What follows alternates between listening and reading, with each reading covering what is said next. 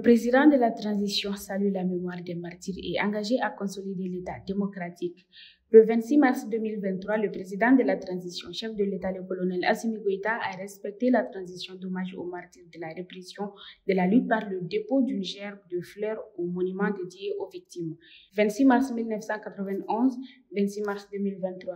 Il y a exactement 32 ans que l'armée malienne sous le guide du lieutenant-colonel Amadou Toumani Touré mettait fin au régime dictatorial du général Moussa Traoré et arrêtait un bain de sang effroyable qui a endeuillé toute la République du Mali. Appelée Journée des martyrs de la démocratie, le 26 mars rend hommage aux victimes civiles composées d'étudiants, d'élèves, de mendiants, de commerçants, de fonctionnaires manifestant pour l'avènement d'un régime respectueux des droits des populations, pluraliste et démocratique dans lequel la liberté d'expression, d'opinion et de mouvement, le multipartisme, l'égalité, l'équité et la justice sont les droits fondamentaux. C'est en souvenir de ce jour symbolique que le président de la transition, le colonel Assimi Goïta, respectueux des traditions et des valeurs démocratiques dont il est le garant, a honoré la mémoire des martyrs par le dépôt d'une gerbe de fleurs au pied du monument qui leur est dédié. En présence des chefs des institutions de la République, dont le Premier ministre, chef du gouvernement, du président du Conseil national de transition, du président du Haut Conseil des collectivités, des membres du gouvernement, des ambassadeurs et représentants des missions diplomatiques accréditées au Mali, des parents des victimes de 91, de l'Association des élèves et étudiants du Mali.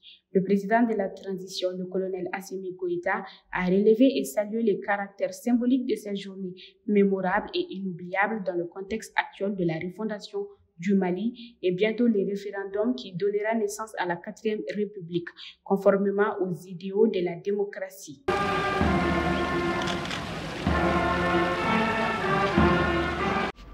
Dans cet élan de sauvegarde de notre démocratie si chèrement acquise, le chef de l'État s'est prononcé sur les prochaines réformes qui doivent la consolider et la renforcer davantage. A été le fer de lance de l'avènement de la démocratie dans notre pays. Raison pour laquelle nous devons la célébrer dans la cohésion. Et cependant, ce 32e anniversaire intervient dans un contexte de refondation de notre État, marqué par la promulgation de la nouvelle loi électorale, la loi sur l'organisation du territoire, la mise en place de l'EGE, l'autorité indépendante de gestion des élections, mais surtout la présentation du nouveau projet de la nouvelle constitution par messieurs, légitime traditionnel et au projet de la nation. Et désormais, il appartient au peuple malien souverain de donner une nouvelle orientation qualitative à notre démocratie à travers le référendum qui sera organisé très bientôt. Dans cette même veine, le secrétaire général de l'Association des élèves et étudiants du Mali, M. Sirima Niaré, dont l'association a joué un rôle crucial et payé un lourd tribut dans la lutte démocratique, dit rester fidèle aux idéaux qui ont animé leurs aînés en leur temps. C'est pourquoi ils déclarent qu'ils soutiendront les initiatives à venir pour consolider les acquis démocratiques, notamment à travers le soutien au projet de la nouvelle constitution qu'ils adhèrent pleinement. Tout ce qui va dans le sens du Mali, nous sommes prêts à aller. Parce qu'avant tout, nous sommes les fils de ce pays et nous devons quand même jouer notre partition. Et chacun a son rôle à jouer, surtout les élèves et étudiants. Donc nous participerons si ça va dans l'intérêt du pays. Le professeur Abdoulaye Fofana, figure de l'Union nationale des élèves et étudiants du Mali, UNEM, a rappelé les revendications qui ont conduit à la naissance de l'État démocratique actuel. Ces revendications étaient de meilleures conditions d'éducation, un État souverain et digne, plus de justice sociale, et se dit fier du flambeau entretenu par les jeunes générations et les encourage à prendre soin de ce lourd héritage qui définit le peuple malien dans son ensemble. Pourquoi mon sentiment est mitigé?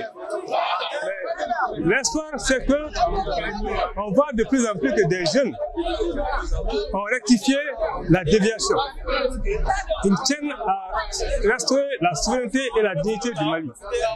Ils cherchent à donner confiance aux Maliens pour qu'ils se battent avec conviction pour atteindre des objectifs et non pour se servir du Mali. Donc, c'est pourquoi que je dis que le sentiment est mitigé.